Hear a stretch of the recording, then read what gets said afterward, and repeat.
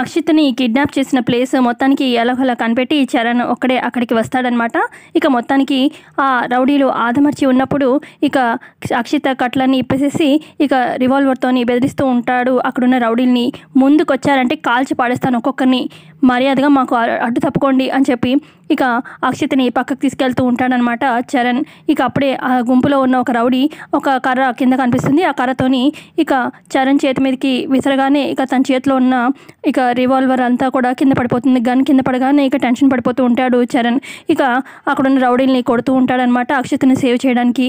కానీ రౌడీలు ఎక్కువ మంది ఉండేసరికి ఇక చరణ్ని మొత్తానికి కొట్టేసేసి ఇక చరణ్ని అలాగే అక్షితని మళ్ళీ ఇద్దరిని 2 చైర్లకి కూర్చోబెట్టి కట్టేసేస్తారనమాట.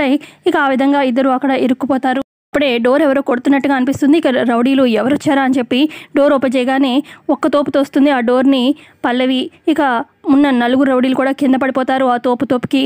ఇక మరి చరణ్ని అక్షిత్ని ఇటు పల్లవి కాపాడబోతుంది. మరి పల్లవికి ఎలా తెలిసింది ఏంటి అనేది తెలుసుకుందాం కమింగ్ ఎపిసోడ్లో. వీడియో నచ్చితే లైక్ చేయండి.